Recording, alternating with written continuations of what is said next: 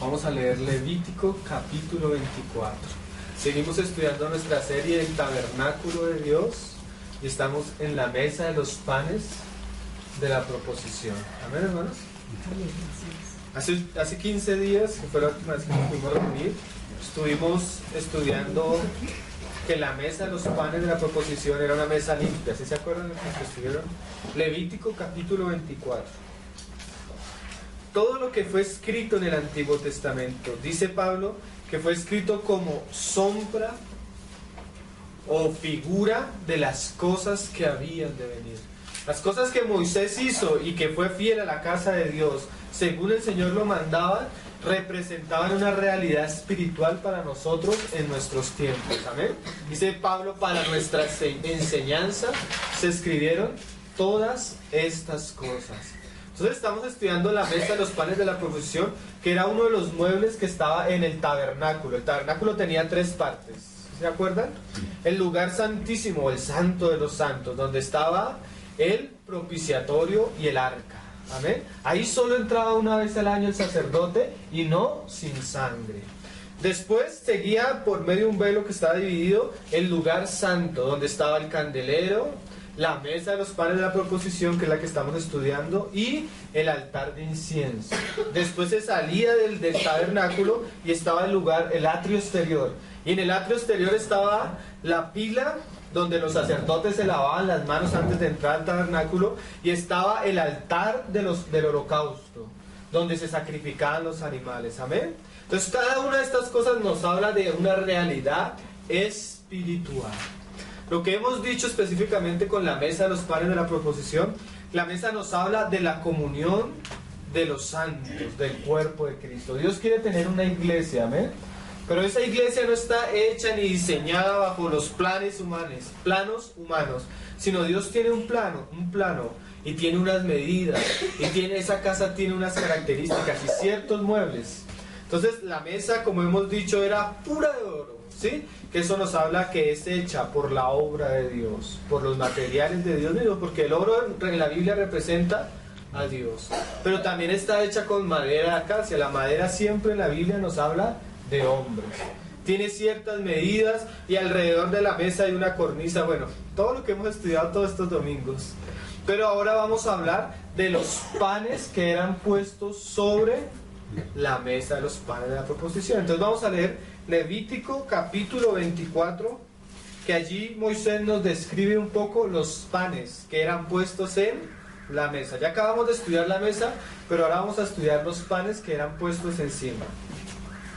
Dice, vamos a leer desde el versículo 5 hasta el 9, aunque prácticamente solo nos vamos a quedar en la primera frase del versículo 5, pero vamos a leerlo todo para tener un concepto más claro de lo que está hablando la escritura. ¿Ven? Dice en el 5, y tomarás flor de harina y cocerás de ella 12 tortas, cada torta será de 2 décimas de efá. La palabra de efá no está en el original hebreo, es una añadidura que hizo el traductor. Y las pondrás en 2 hileras, 6 en cada hilera, sobre la mesa limpia delante de Jehová. Entonces estaba la mesa, y en la mesa se ponían 12 tortas, o 12 panes, ¿sí? El número 12 en la Biblia siempre representa al pueblo de Dios, la totalidad del pueblo de Dios. Fueron 12 las tribus de Israel, fueron 12 los apóstoles. Aun cuando entremos a mirar la vestidura del sacerdote, el sacerdote cargaba sobre el efod 12 piedras. Y el sumo sacerdote nos representa a Cristo, aquel que carga sobre sus hombros a su pueblo. Entonces el número 12 nos habla del pueblo de Dios. Cada torta nos habla de el pueblo de Dios. Amén. Sigámoslo leyendo, porque ahorita volvemos al versículo 5, que es el tema que hoy vamos a compartir. Y dice, pondrás también sobre cada hilera incienso puro. O sea, eran 12, pero se ponían en 2 hileras, de 6 y de 6. Porque si se acuerdan que la mesa tiene forma rectangular, los que estudian forma estrecha, y dice, pondrás sobre cada hilera incienso puro y será para el pan como perfume, ofrenda encendida a Jehová. Todo eso es riquísimo, hermano. Hoy no vamos a poder sino abarcar una pequeña parte.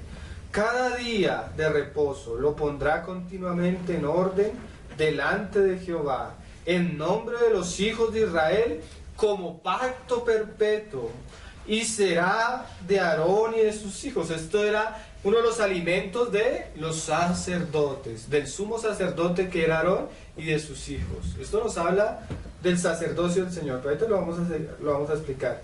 Los cuales comerán en lugar santo, porque es cosa muy santa para él, de las ofrendas encendidas a Jehová, por derecho perpetuo. Miren, hermanos, Dios tiene un pueblo, el pueblo representado por las 12 tortas. En el Nuevo Testamento, ¿cuál es el pueblo de Dios? El pueblo de Dios es aquel que participa de la naturaleza de Dios. Y lo podemos decir así: para que Cristo pudiera tener un pueblo, una iglesia, una nación, un sacerdocio verdadero, Él tenía que ser, ¿qué? Molido, ¿sí? Herido y molido por nuestras rebeliones, ¿sí? El castigo de nuestra paz debía caer sobre Él. ¿Para qué? Para que Él, por medio de su muerte pudiera tener hombres que fueran su pueblo, sus escogidos. De todas las tribus y lenguas, y aún de la nación de Israel, iba a tener un ¿qué? Un pueblo suyo. Aquellos que Él llama sus ovejas, sus hijos, su iglesia. Amén. Pero en la mesa de los panes de la proposición, aquella mesa tenía estos panes. Y hoy vamos a ver solo la manera en que Dios hace estos panes. Porque Dios quiere tener un pueblo, y es gracias al sacrificio de su Hijo que Él va a tener ese pueblo. Pero Dios necesita trabajar con sus hijos. Y hoy vamos a hablar del trabajo de sus hijos, especialmente resaltando esta frase: y tomarás flor de harina. Mira lo curioso, la harina que se usaba para los panes era una harina que se salía de moler el trigo.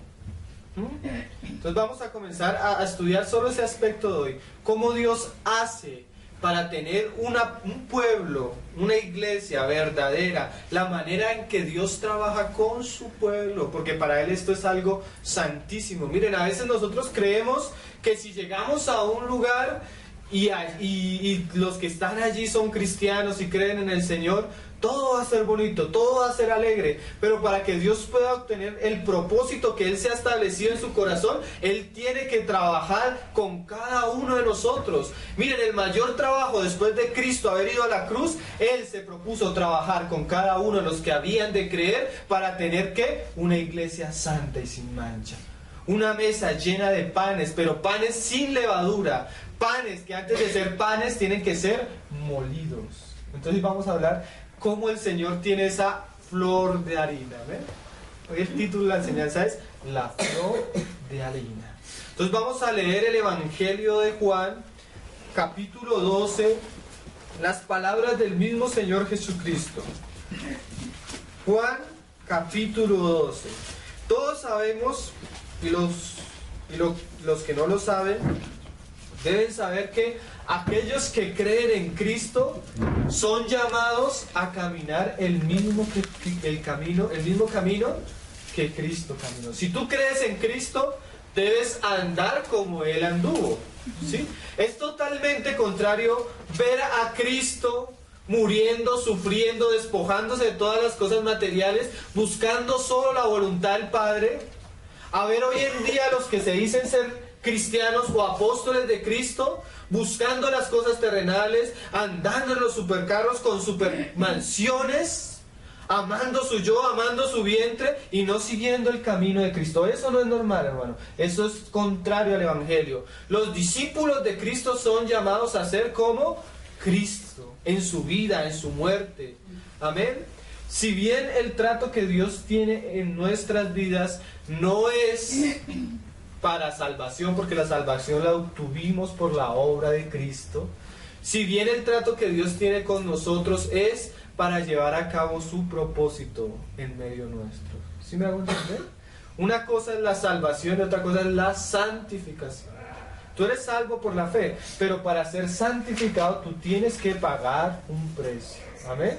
Para que Cristo se vea y sea formado en ti, tú eres llamado a vivir ciertas circunstancias. Tú tienes dos opciones. Tú escoges el camino de Cristo o el camino ancho.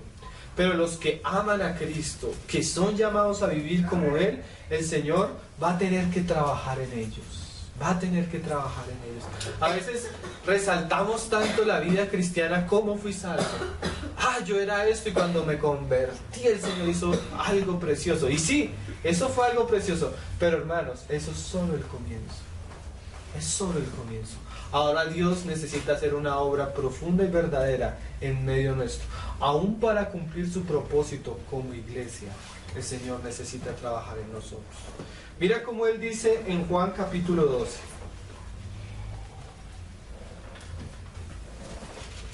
Ahí donde en el versículo 20, donde el Reina Valera pone un título que dice: unos griegos buscan a Jesús. Probablemente estos griegos, Juan 12:20, el Evangelio. Probablemente estos griegos eran o judíos que estaban en la dispersión, o griegos que se habían convertido al judaísmo. Amén. Y venían, acuérdense que estamos en medio de las fiestas de Israel, ¿sí? Cuando todos los judíos que estaban en dispersión volvían a Jerusalén para celebrar esas fiestas. Y en medio de esas fiestas se acercan unos griegos a buscar al Señor. Pero me parece muy curioso que en medio de esa situación el Señor diga estas palabras. Mira lo que Él dice. Había ciertos griegos entre los que habían subido a adorar en la fiesta.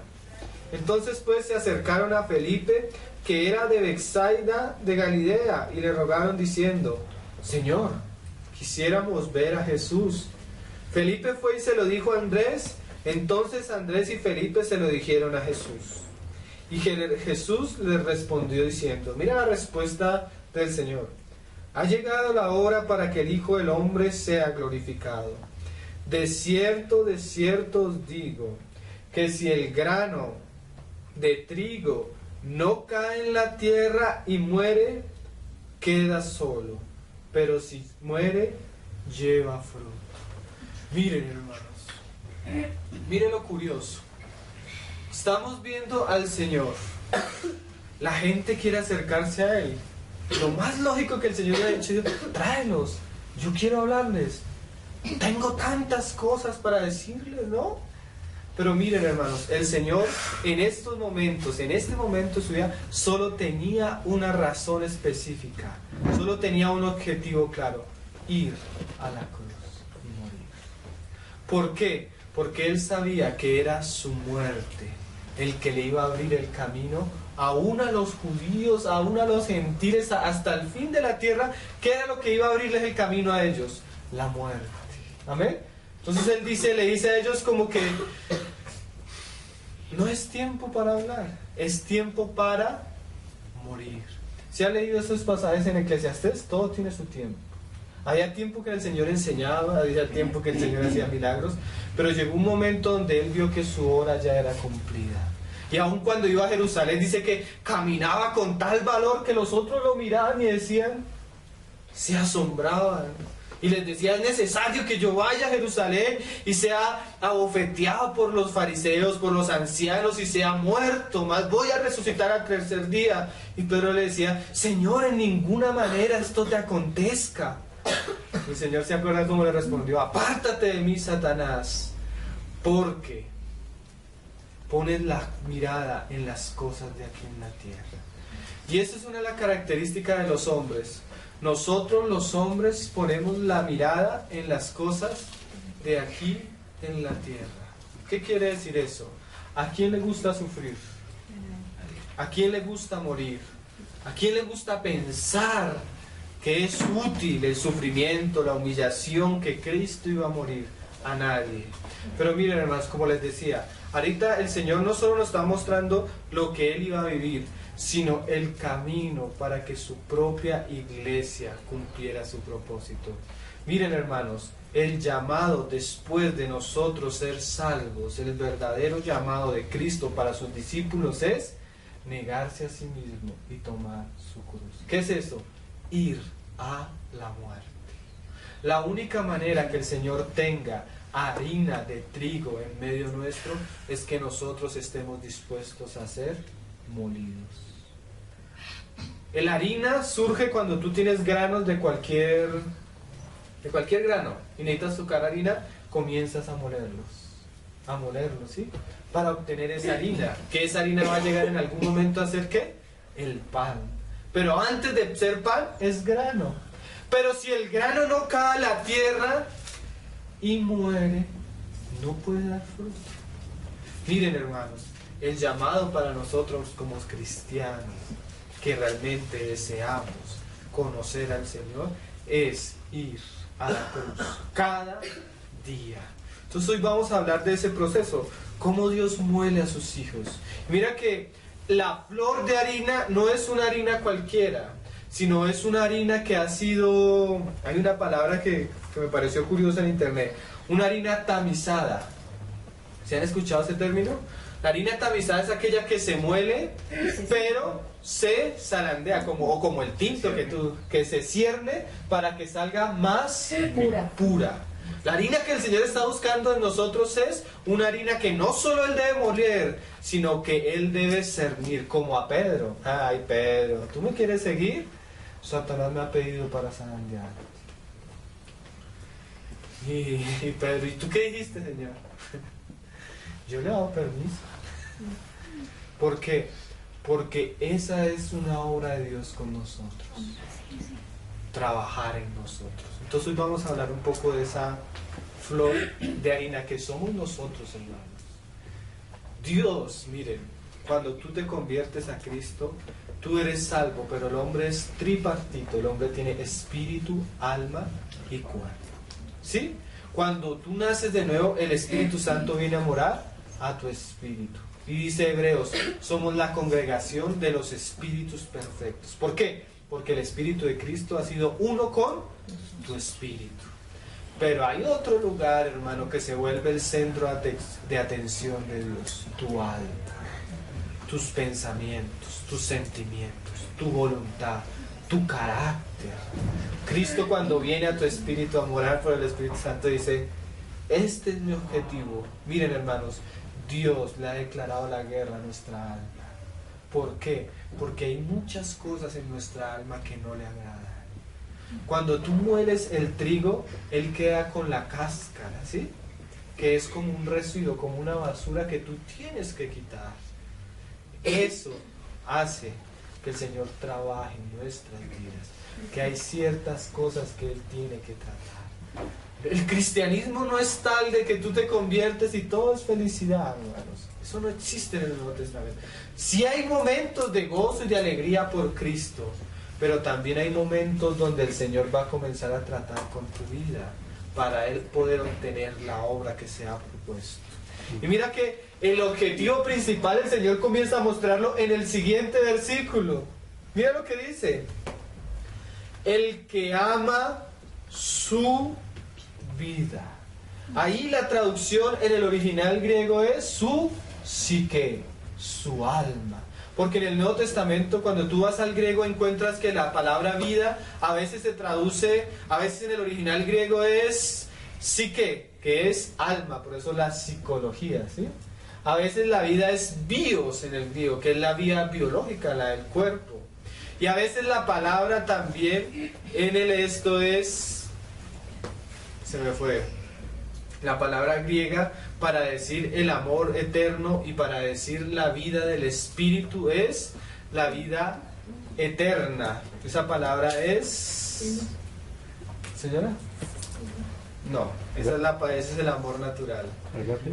No, ese es el amor de Dios. La palabra es esta, se me fue en este momento. Ahorita la recuerdo. Entonces, en el griego hay una palabra para decir vida al alma, vida al cuerpo y vida en el espíritu. La palabra es zoe, vida eterna. Esa es la vida a que se refiere. Y aquí el Señor dice, el que ama su psique, o sea, su alma, ¿qué dice? La perderá. Pero el que aborrece su alma en este mundo, ¿para qué? Para vida eterna la guardará. Entonces el Señor comienza a mostrarnos un camino. El camino de entregar nuestra alma, todo lo que somos, hermano, todo lo que sentimos, nuestros amores, nuestros proyectos, nuestro carácter, todo, a la cruz de Cristo, a la muerte. Porque ¿qué trae la muerte en nuestra vida? La cruz. ¿Para qué? Para que el Señor devuelva nuestra alma para vida eterna. Pero si a ti no te gusta el camino que el Señor te plantea, tú la puedes guardar, pero tarde o temprano la perderás. Hermanos, para que el Señor pueda tener los panes, deben ser molidos el trigo. Amén. Y ese es el trabajo que vamos a leer en varios versos de la palabra.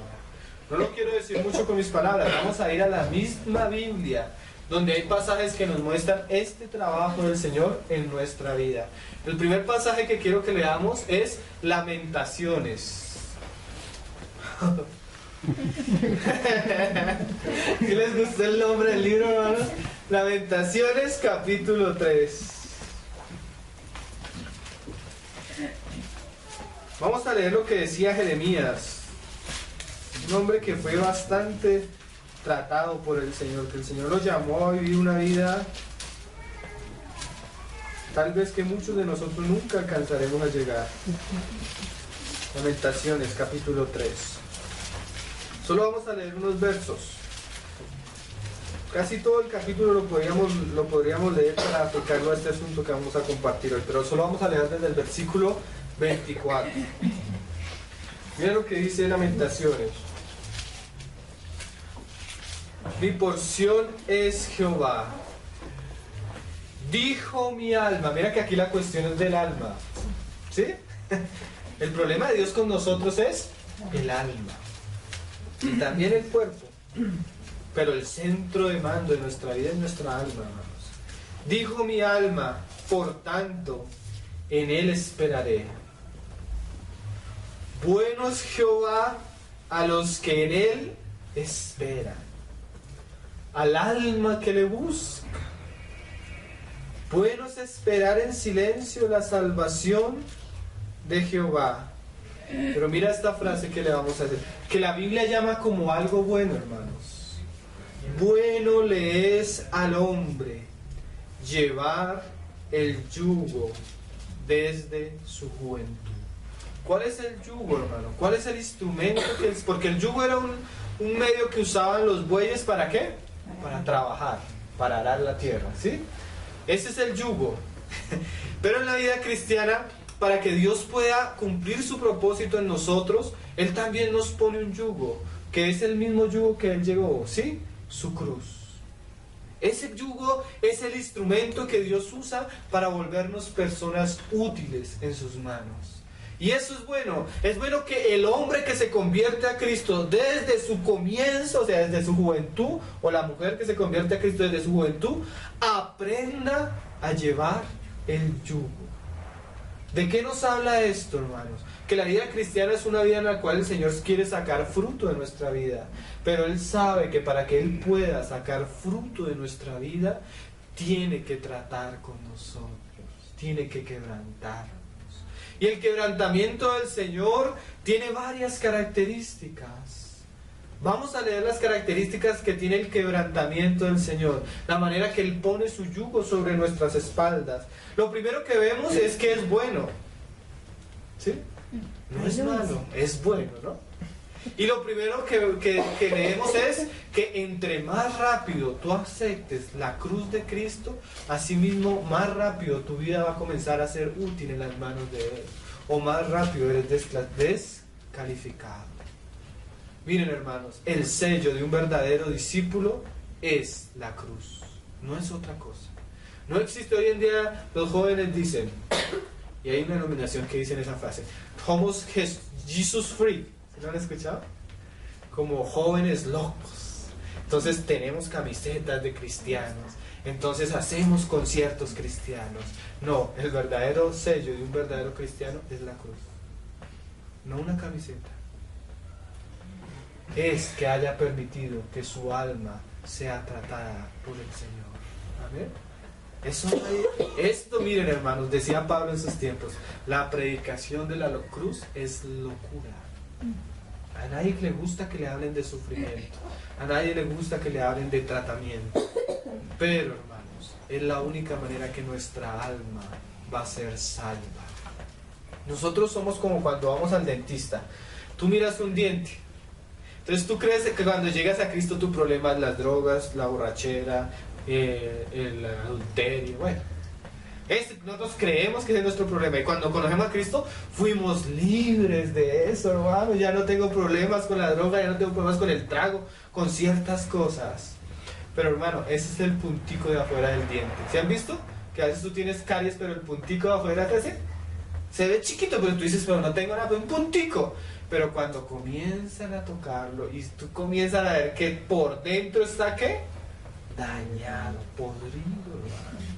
Tú crees que tu pecado es tal, pero cuando comienza el Señor a trabajar contigo, Él te va a comenzar a mostrar que tu problema es mucho más profundo de lo que te lo imaginas. Es tu alma. Entonces Él va a tratar con tu alma, porque Él es un buen odontólogo. Él no te va a dejar. ¿Te va a doler? Sí te va a doler.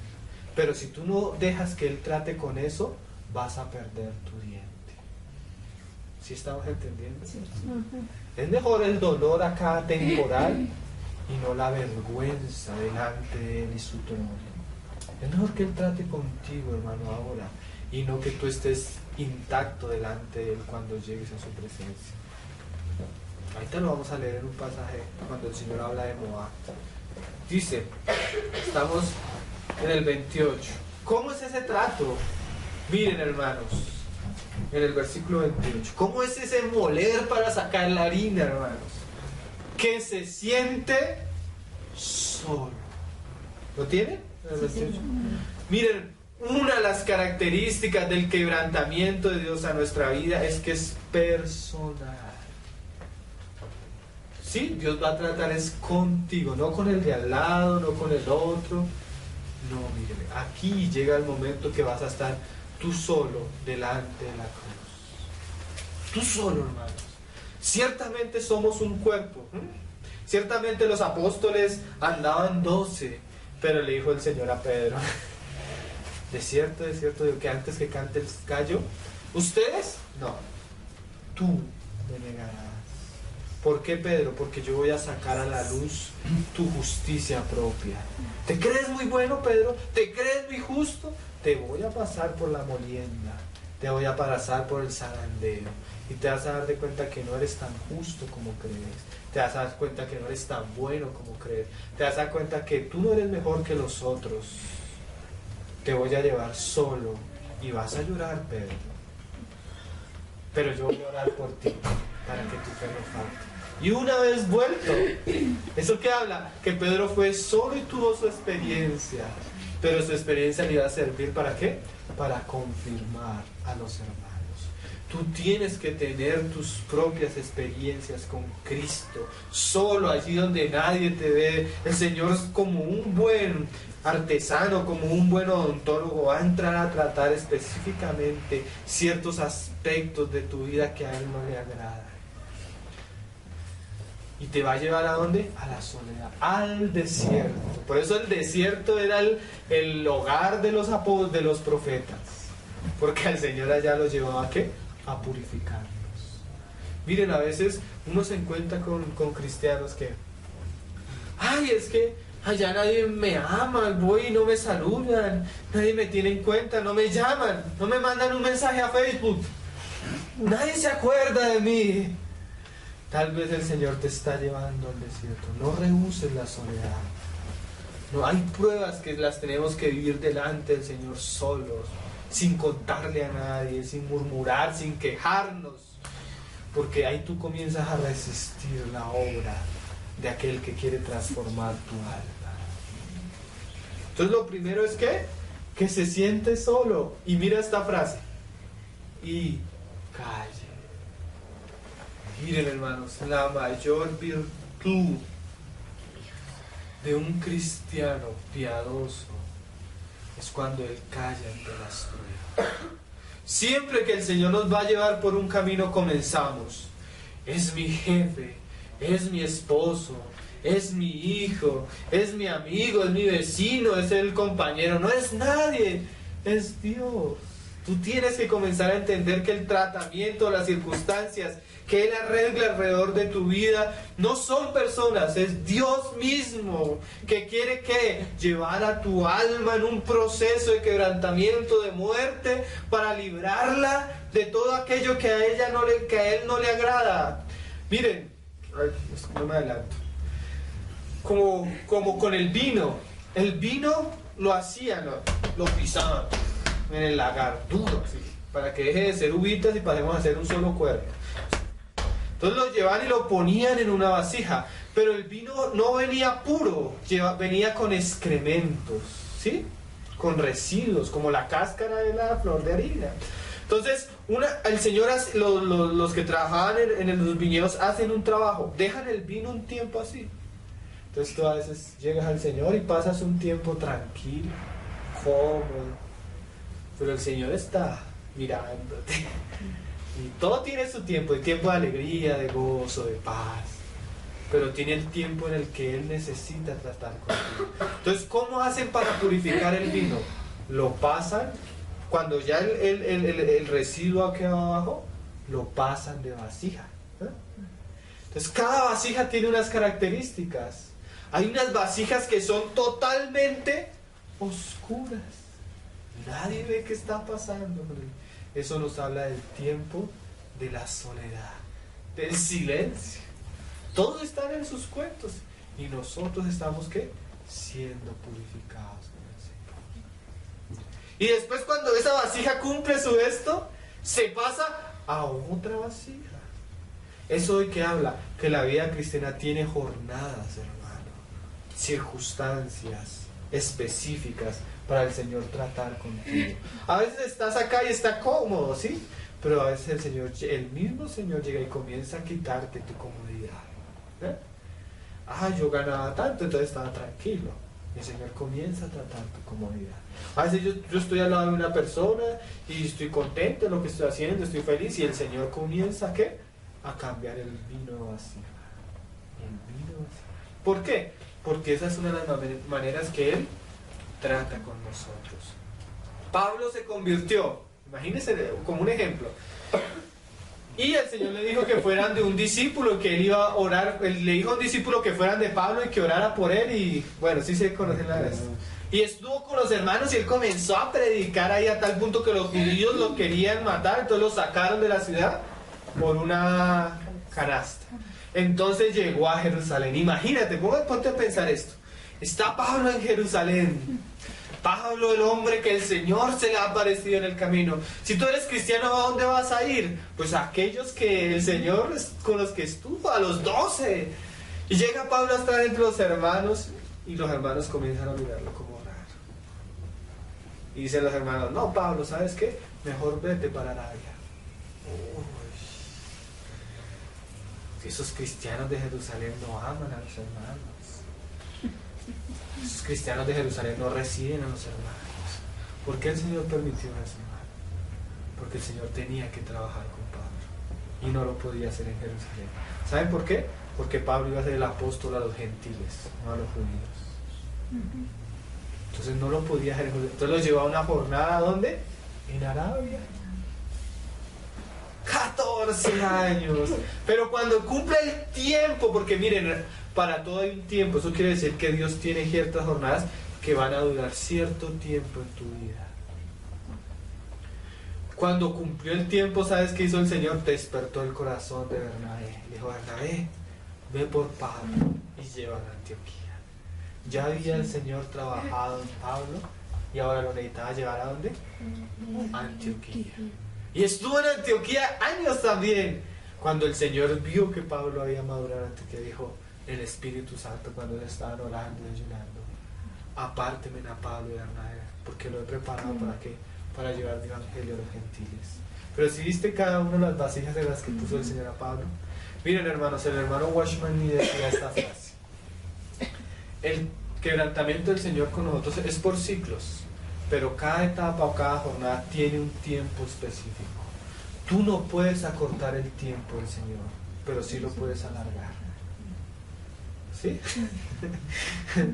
Tú no puedes reducir el tiempo que el Señor ha propuesto trabajar contigo, pero sí lo puedes alargar. Yo me acuerdo, yo no sé, es una experiencia mía, no es doctrina, no, es solo una experiencia mía. Me acuerdo una vez que el Señor nos llevó a una disciplina y comenzamos a orarle al Señor por qué, y Él nos comenzó a explicar por qué. Entonces yo le dije, Señor, y sin me estarle preguntando, el Señor me habló, me dijo, tanto tiempo, así, clarito al corazón. Yo no sé si has tenido esa experiencia. Dije, Señor, tanto tiempo, amén. Curiosamente no soportábamos, aprendimos a recibir lo que el Señor tenía para nosotros. Exactamente fue el tiempo que Él nos dijo. Ni un día más, ni un día más. Año y medio se cumplió y el Señor quitó su disciplina para nosotros. Tú no puedes acortar el tiempo en el que el Señor está trabajando contigo, pero sí lo puedes alargar. Miren, hermanos, no hay nada más vergonzoso para nosotros como cristianos cuando nos ponemos a orar, a resistir la voluntad de Dios. Ay, Señor, quítame esto. ¿Sí? ¿Por qué me haces esto? Como dice Pablo, allá en el capítulo 10 o 11, dice, ¿acaso el barro le puede decir al alfarero, ¿qué haces tú conmigo? Se puede poner a pleitar. El Señor tiene todo el derecho para tratar con nosotros. Para quebrantarnos. Él es nuestro Señor, hermano, nos compró. A veces nosotros vemos un hermano que está pasando por ciertas cosas, queremos meter nuestra mano, pero tú no sabes si es Dios mismo el que lo está llevando por esa jornada. Tal vez te estás metiendo a ayudar a corregir. Cuando imagínate, yo saco la varita, voy a corregir a mi hija y usted se mete. ¿Qué voy a pensar? ¿Qué hombre tan irrespetuoso? Es mi hija, yo tengo todo el derecho a ¿qué? A corregirla. ¿Sí? Muchas veces vemos que el Señor está tratando, pasando por ciertas jornadas a una persona y queremos meter nuestras manos.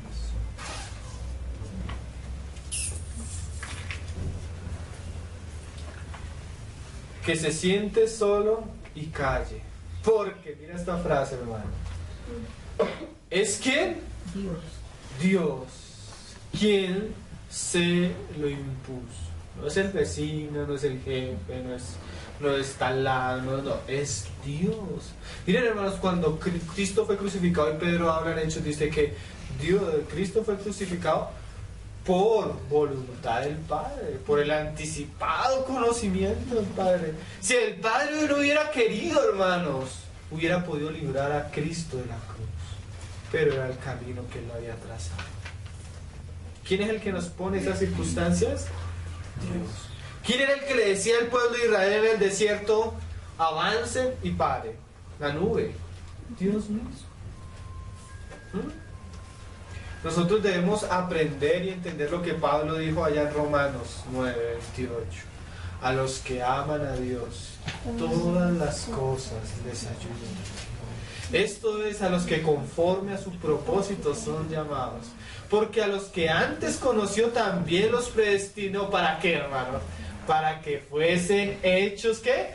Conforme a la imagen de Cristo. Pero para que tú seas hecho a la imagen de Cristo, Dios tiene que romper tu alma. Dios tiene que molerte. Miren, hay dos libros preciosos, se los recomiendo para que los lean. Uno es El quebrantamiento del hombre exterior y la liberación del espíritu, del hermano Watchman Nee. Y el otro se llama El quebrantamiento del ego, de Delcio Meirelles. Ellos entran en detalle en esto que estamos compartiendo. Ahí les boto el dato. Ponga su boca en el polvo, por si aún hay esperanza. O sea, ¿qué es eso, hermanos? Cierre su boca, cierre su boca, cierre. Miren, no hay nada que afecte más la obra del Señor en nosotros que nuestras palabras. No hay nada, hermano. Nuestra queja, nuestra murmuración. ¿Qué fue lo que le reclamó el Señor a Job? ¿Por qué después de tantas pruebas el Señor estaba disgustado con Job, tan serio con Job? Porque Job llevaba 38 capítulos hablando y hablando y hablando y hablando y hablando. Cierra tu boca. Aprende a asumir el yugo como aquel cordero que fue llevado al matadero y no abrió su boca. Miren, hermano, las ovejas tú las vas allá atrás y ellas te dejan llevar para donde les llevan. Ellas no son revoltosas ni peleoneras. En cambio, tú vas a coger a un puerco, comienzas a chillar Y eso está lejos y chilla y chilla y chilla. ¿Sí lo han escuchado chillar a los puercos? Y qué cosa tan desagradable. A veces no parecemos ovejas. Parecemos, bueno, no les digo que parecemos. Mira esta frase en el 30, hermanos. O sea, el que está llevando el yugo de su juventud, ¿qué? De la mejilla al que le hizo. ¿Qué debes hacer? ¿Contestarle? ¿Pelearle? Ponle la mejilla. Sopórtalo. Ámalo. Calla. Ora por él. Resiste la humillación, hermano. El Señor cuando lo abofetearon no hizo nada. Resiste la humillación. Calla tu boca. Aprende a soportar. Yo a veces me pongo a pensar, en estos días estábamos pensando en la situación y el Señor me dice, y si tú no puedes soportar eso, si tú no puedes soportar lo que está viviendo tal persona, imagínate yo la mande a un centro de concentración y tú no sepas nada de ella, como le pasó a los hermanos de la China. Imagínate yo te lleve a tal, como está pasando a tales hermanos tal. ¿Tú crees que podrías soportar? Si a veces no podemos soportar ni las pequeñas cosas, hermano. ¿Tú crees que vas a estar en pie en la gran tribulación? Si no aprendes a soportar las pequeñas cosas. Si no aprendemos a tener fe en las pequeñas cosas.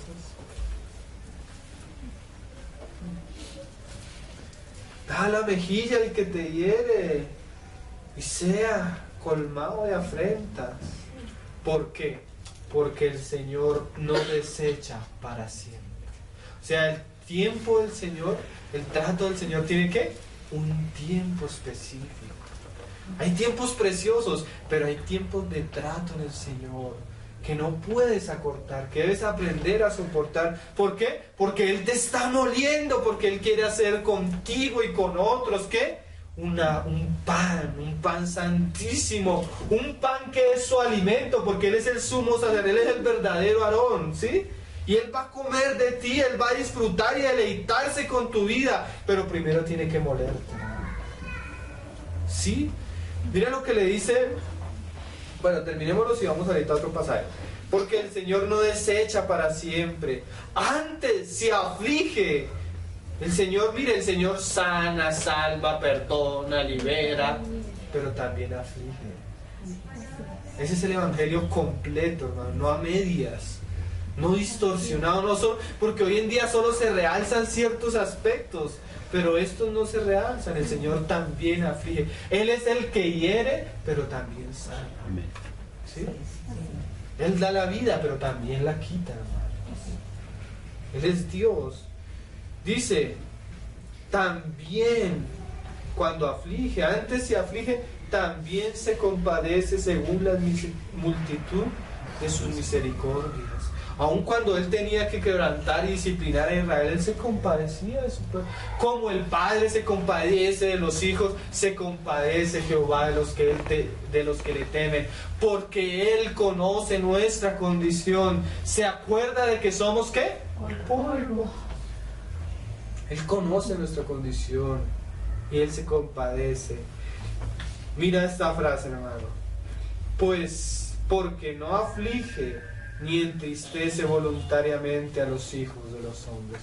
Él no es porque Él quiera, no es porque Él sea malo, es porque Él sabe que nuestra alma necesita ¿qué?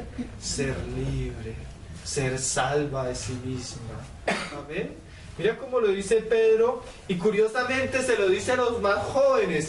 ¿Por qué se lo dice a los más jóvenes? Porque hasta ahora están comenzando en el camino. Los que ya han caminado más saben que el Señor trata así. Entonces necesita decírselo a los que están comenzando.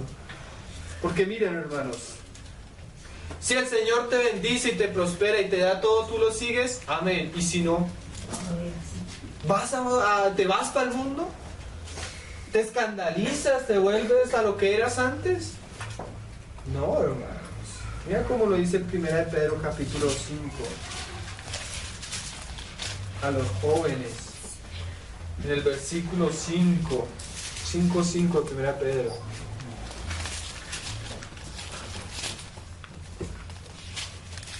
Dice, igualmente jóvenes, Estad sujetos a los ancianos y todos sumisos unos a otros, revestidos de humildad. ¿Por qué? Porque, mire que hay un porqué, hermano. Dios que resiste a los soberbios. El quebrantamiento, ¿para quién es, hermano? Para los soberbios. ¿Quiénes son los soberbios? Todos. Entonces el Señor necesita cambiarte de una persona soberbia a una persona humilde. El soberbio es el que contesta, el que habla, el que se levanta, el hijo que no respeta al padre, ¿sí? Que le contesta al padre, la esposa que no le respeta al esposo, el trabajador que no respeta al jefe, el hombre cristiano que no se somete a Dios sino que hace lo que se le da. Ese es el soberbio. Ese es el altivo. Ese es el que el Señor necesita, ¿qué? Quebrantar. Miren, hermanos, imagínate. Nosotros no deberíamos ser, pero somos como el caballo que necesita el freno. Pero ¿qué hace el freno? Cuando tú coges y haces así, el caballo siente ¿qué? Dolor. Y ahí reacciona, ¿no? A veces solo el dolor nos hace reaccionar. No siempre. El que ha aprendido a sujetarse, pues ya no necesita tanto dolor, pero generalmente es como un hijo, hermano. Un hijo siempre va a necesitar corrección, ¿no? A veces casi todos los días. A veces casi todos los días. Dice, entonces Dios resiste a los soberbios y da gracias a los humildes. Humillaos, pues. Mira esta frase, hermano. Bajo la poderosa mano de Dios. O sea que cuando Dios venga así a ti, a quebrantarte con su mano, tú debes que agachar tu rostro. Ay, Señor, yo sé que tú necesitas tratar conmigo. Yo sé que he sido así, porque a veces somos cristianos y todo, pero a veces hacemos unas, hermano, que merecen ¿qué? Disciplina, quebrantamiento, corrección. Y como el Padre que ama, ¿sí? ¿Esto qué lo hace hacer? El amor que Dios nos... Miren, hermanos, Dios no nos quiere llevar a su presencia como somos. Por eso cuando nos salvó no nos llevó de una vez. Él quiere trabajar con nosotros, para que cuando estemos delante de Él, seamos como Él. Y eso lo hace ¿qué? La mano del alfarero, que a veces se le rompe el barro, pero el Señor es misericordioso y lo vuelve a hacer de nuevo. Pero ese que hace nuevo ya no va a ser igual al anterior, ahora tiene la imagen de Cristo impresa. Mira lo que dice: humillaos pues bajo la poderosa mano de Dios, para que cuando tú mueres a tu alma, ¿qué? Él os exalte cuando fuere ¿qué? Tiempo. Imagínate a José, el hijo de Jacob. ¿Sí se conocen la historia? Todos los 12 patriarcas, y José es el menor y el más consentido por su padre. Pero ¿qué dice el Señor? Bueno le es al joven ¿qué? ¿Ser consentido? No. Llevar su yugo. Pero antes de llevarlo al yugo le dice: José, en un sueño, ¿no? Te voy a levantar y hasta tus hermanos se van a inclinar delante de ti, hasta tu papá y tu mamá. Y él se despierta de ese sueño y se va a contarle a todos. Imagínate que soñé esto, y todos comienzan a mirarlo. Ah, entonces tú te quieres poner por encima de nosotros. Entonces el Señor dice: voy a cumplir mi propósito contigo, José, pero no sabes cómo. Para poderte yo levantar, primero te voy a derribar. Y a derribar, y a derribar, y a derribar, hasta que fuera el tiempo. Y yo te exalto, y lo exaltó, hermanos. Pero ¿sabes qué? Nunca se halló reclamo en la boca de José. Nunca se halló falta de perdón en la boca de José. ¿Sí? Aún los nombres de los hijos de José tienen un significado precioso: Efraín y Manasés. Efraín es: he perdonado, creo. Ya olvidé. Y Manasés es: Dios me ha prosperado en la tierra de mi aflicción. ¿Dónde te va a prosperar, hermanos? Dios, en el lugar de tu aflicción. Ahí mismo. Qué cosa preciosa, ¿no? Entonces Él va a cumplir tu propósito, pero primero va a poner su poderosa mano sobre ti. Pero también te va a levantar, porque Él se compadece de nosotros, ¿no? Él te va a moler, pero va a hacer de ti el pan agradable a Él, el cual va a comer. Seguimos. Dice, porque Él tiene, aún en el quebrantamiento, hermanos, cuidado de vosotros. Cuando los personas, los joyeros y ellos que trabajan con piedras preciosas, ellos saben hasta dónde la piedra puede resistir. Ellos no dañan la piedra, la que es la esmeralda, el diamante. Ellos saben hasta dónde él resiste. No le van a poner más presión que el que no resiste, ¿no? Él sabe hasta dónde resistimos. Y si nos caemos con la cruz, hermano, Él va a levantarnos. Amén. Amén. Si volvemos la mirada, Él siempre nos va a levantar. Otro pasaje, hermanos. Vamos a Eclesiastés capítulo 7, versículo 14. Eclesiastés, ahí después de Proverbios.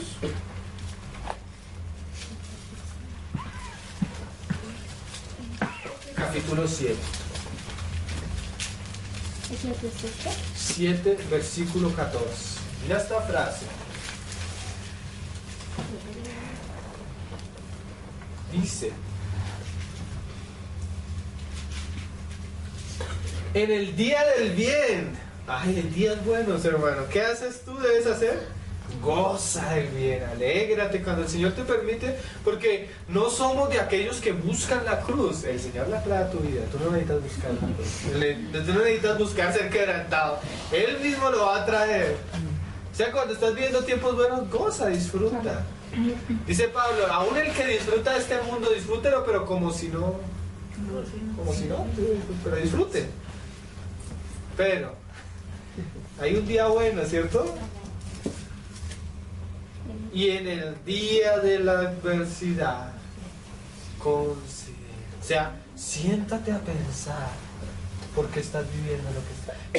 Como les decía ahorita, si tú te pones a preguntar al Señor por qué, siempre hay razones. El Señor nunca debería darnos la explicación de nada de lo que hace, pero Él es tan bueno que hasta nos lo explica. Estoy pasando por esto y esto, por esto. Y hasta a veces te dice, y te voy a tener así.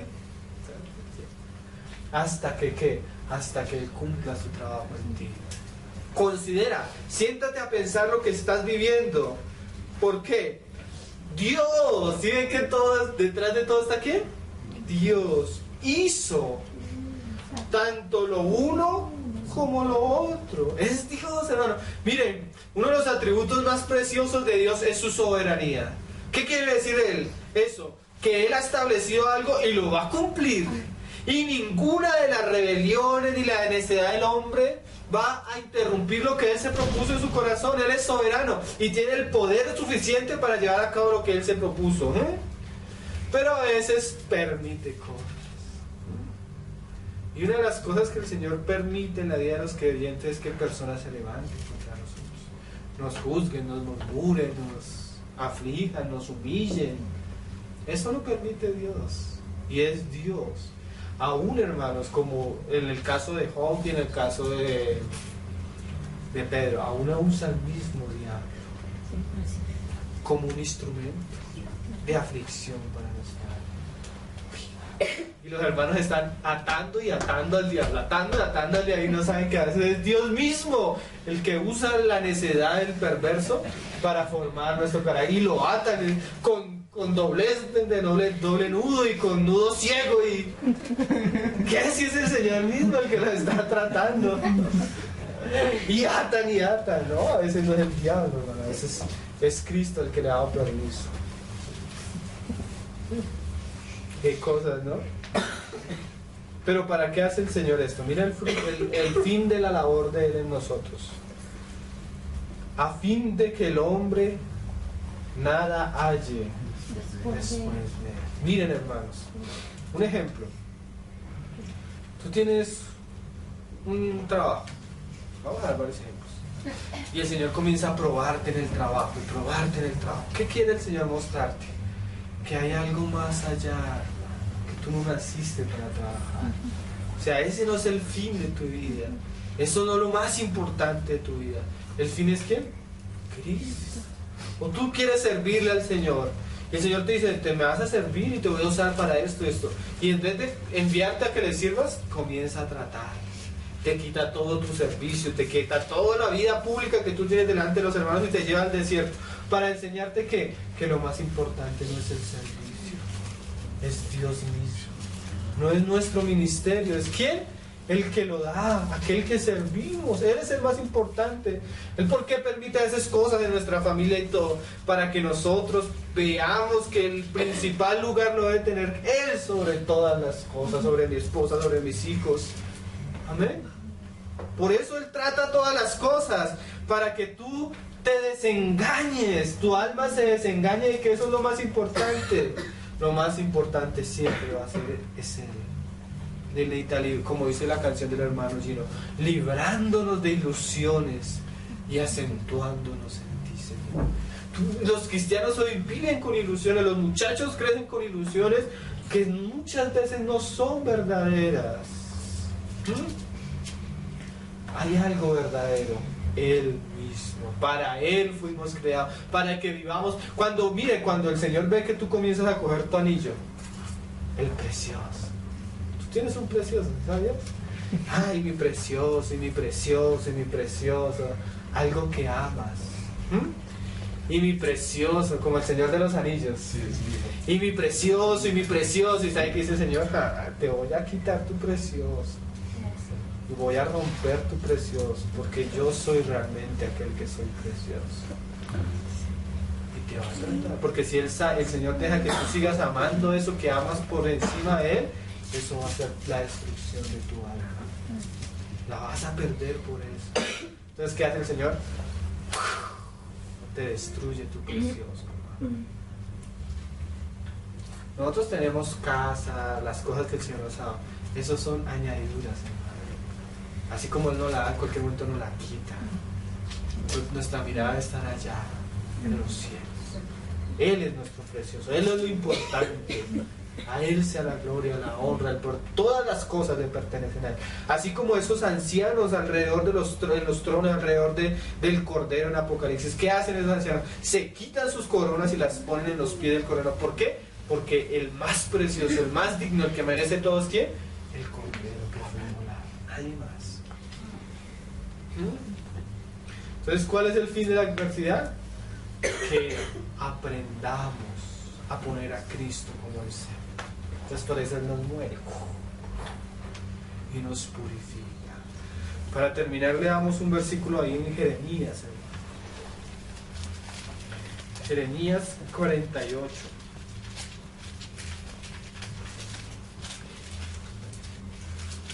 Ahí adelante. Versículo 11.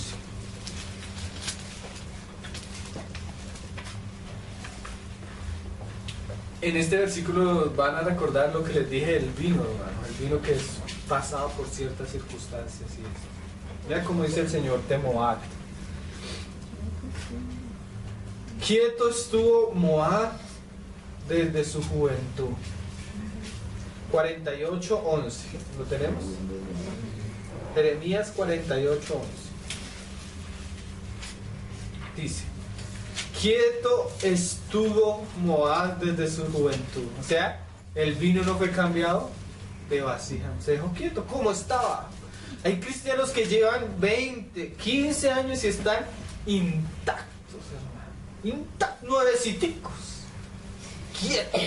No les ha pasado nada. Siguen siendo los mismos. Hace poco me encontré con una hermana que vive en otra ciudad.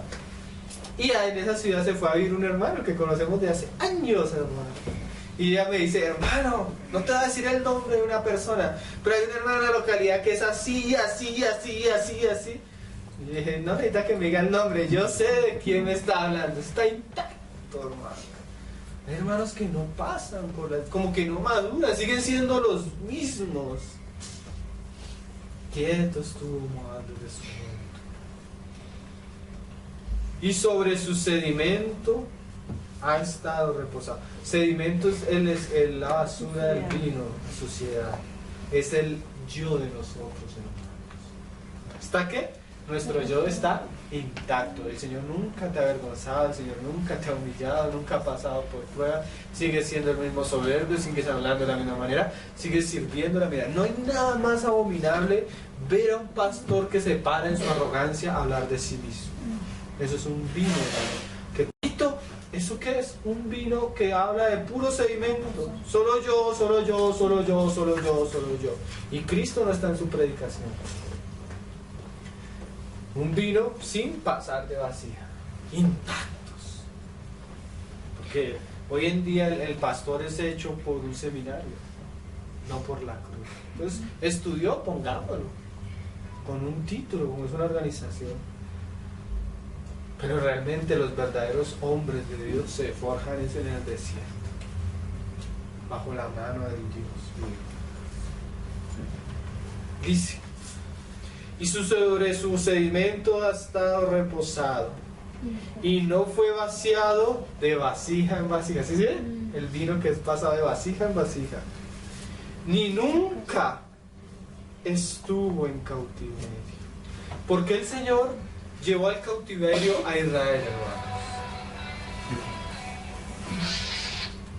¿Por qué lo hizo, hermanos? Porque el Señor necesitaba librar a Israel de los ídolos. Entonces, como Israel, ¿qué hacía? Se sentaba en los árboles frondosos a fornicar con los ídolos del mundo. ¿Saben qué dijo el Señor? Te voy a llevar a Babilonia. La mata la idolatría. Y vas a comer ídolo y ídolo. ¿Hasta qué? Hasta que te salga por la nariz y los ojos y aborrezcas la idolatría. Como a los israelitas en el desierto. ¿Quieres carne? ¿Quieres carne? Te voy a dar a comer carne, porque a veces los cristianos codiciamos cosas. ¿Quieres esto? Te voy a dar de esto. Y vas a comer y comer y comer. Te va a salir por la nariz y por los ojos. ¿Para qué? Para enseñarte a no codiciar cosas malas. Pero Moab no pasó por el cautiverio. O sea, no fue tratado por el Señor. ¿Y qué pasó con él? Por tanto, o sea, como el Señor no trató en la vida de Moab, ¿qué pasó? Quedó su sabor en él. O sea, quedó siendo el mismo.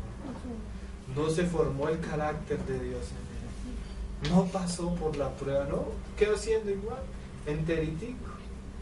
Y su olor no se ha cambiado. O sea, él salvó su alma. Pero al salvarla, si tú lees los versículos siguientes, la perdió para siempre. Entonces, hermanos, para que el Señor pueda tener los panes de la proposición, que todavía no hemos visto, porque hasta ahora estamos comenzando en el moler, todavía no estamos hablando ni del amasar y hornear.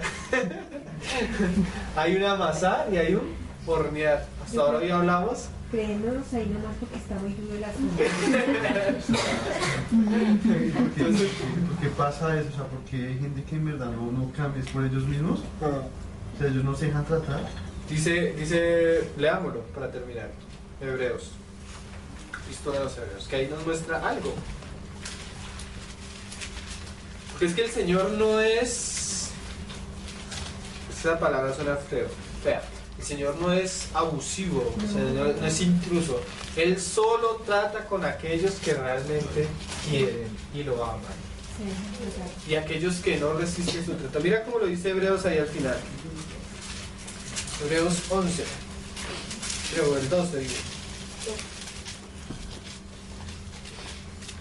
¿Qué pasó con los hebreos en el capítulo 12? Con los judíos de Jerusalén, que son los hebreos a los que se les escribe. Muchos de ellos, al venir las pruebas y a venir el trato, se volvieron atrás. Entonces hay una exhortación para que no vuelvan atrás, para que no se desanimen. Mira cómo lo dice el autor en el capítulo 12, versículo 5. Y ya habéis olvidado la exhortación que como a hijos se os dirige diciendo. ¿Cuál es la exhortación? Hebreos al final. Hebreos 12. Antes de Primera de Pedro, después de las cartas de Pablo. pasar todo eso. ¿Cómo decirlo? Sí, ella está en la décima. Amén. 12. Pues que el 12. Hebreos 12, versículo 5. ¿Lo tenemos? Dice: y ya habéis olvidado la exhortación que como a hijos se os dirige diciendo: hijo mío. Acuérdense que cuando él habla es amor, hermano. A un hijo uno lo corrige es por amor. Uno no corrige a su hijo para destruirlo, o no debería ser así. Uno corrige a su hijo es para que aprenda de la corrección. Reacción. Exactamente. No menosprecies la disciplina. ¿Qué es menospreciar? Darle un valor. O sea, no darle el valor suficiente al trato del Señor. Si hay algo a lo que el Señor está haciendo con nosotros, y es algo que realmente, hermano, nosotros debemos valorar, porque si Él no trata con nosotros, somos como Moab, ¿sí? Seguimos en nuestro olor, en nuestras cosas, haciendo lo que nos parece. Ni desmayes cuando eres reprendido de Él, porque el Señor al que ama, ¿qué? Disciplina y azota. Ahí está la mano del Señor a todo el que recibe por eso. Pero mira esta frase, esto ya comienza a mostrar la condicionalidad del asunto. Si soportas la disciplina, o sea, puede que tú no soportes la disciplina. Puede que, mire, como les digo, hay muchos cristianos que muy queridos, y vino el trato y se apartaron al mundo. Y yo conozco cristianos nacidos de nuevo, que cada rato llegan: ¿cómo te digo? No, bien. Pero renuncié en mi trabajo porque es que yo no me la voy a dejar trepar de nadie. A mí nadie me grita. Entonces yo renuncio. Y al otro tiempo, ¿y conseguiste trabajo? Sí, deja al Señor. Después de pagarla, conseguí. ¿Cómo te digo? No, voy a renunciar porque es que no sé qué y no sé qué. En todo lado, hermano, no soportan el trato del Señor. Salen de aquí, ¿por qué? Huyéndole a la corrección. No se someten a nadie, ni en el trabajo, ni nada.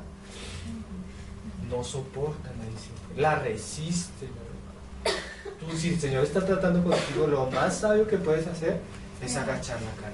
Mire, la hermana Madame Guyon dice esto: cuando el cristiano ha soportado la cruz a tal punto que ella ya no le causa ningún dolor, el Señor se la quita. ¿Por qué? Porque ya ha cumplido el propósito. Cuando a ti ya te tocan y no te duele, cuando todavía nos duele, es que todavía necesitamos. Como cuando tú con el diente te tocan y te duele. Cuando ya no te duele. Qué cosa, ¿no? Soportar. Dice: si soportan la disciplina, Dios os trata como a hijos. Y dice el autor: ¿qué hijo es aquel a quien el padre no disciplina? Pero si se os deja sin disciplina. Mira cómo decía el autor, que podría ser probablemente Lucas, de la cual todos han sido participantes. Yo me imagino a Lucas. Pedro fue disciplinado, Marcos fue disciplinado, Mateo fue disciplinado, Pablo fue disciplinado. Todos han sido participantes. Y tú quieres librarte. ¡Ay!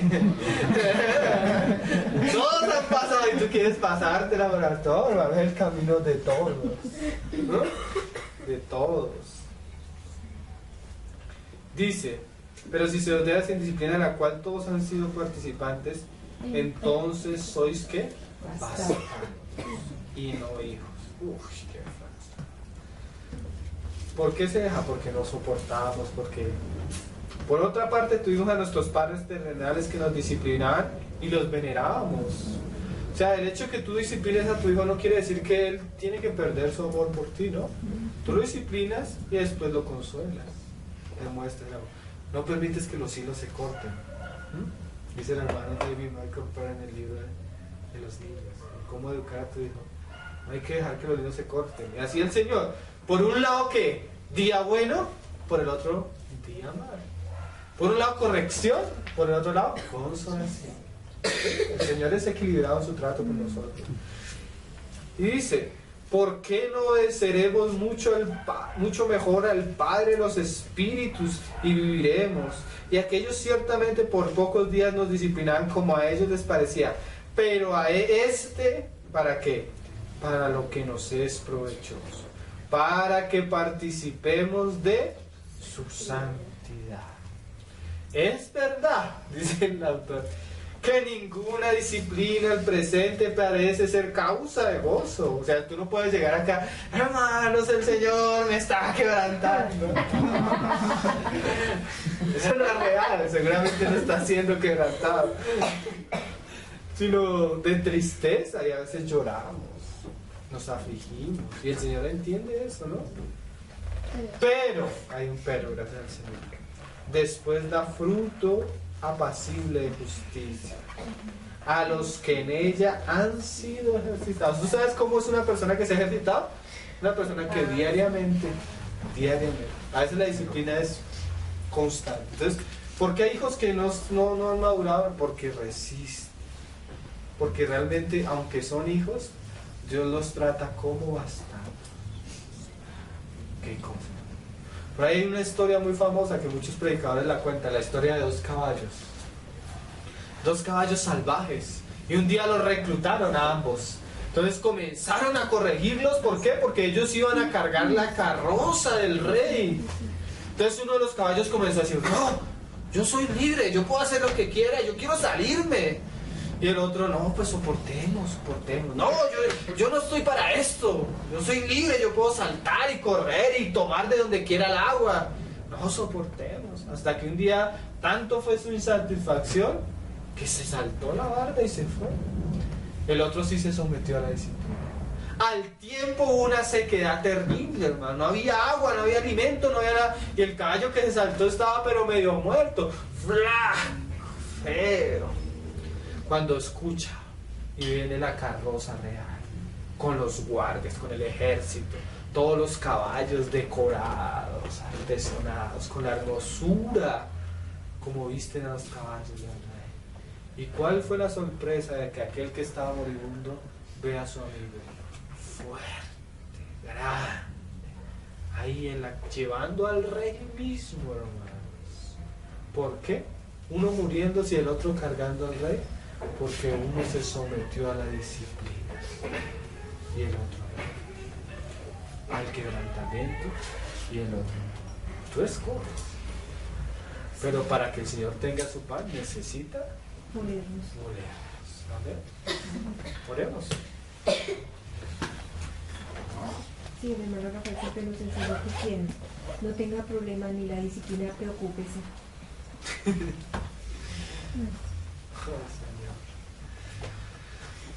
Señor, te damos gracias. Te damos gracias por los días buenos, Señor. Pero también te damos gracias por los días malos. Te damos gracias por el gozo que tú has traído a nuestro corazón, Señor, en Cristo.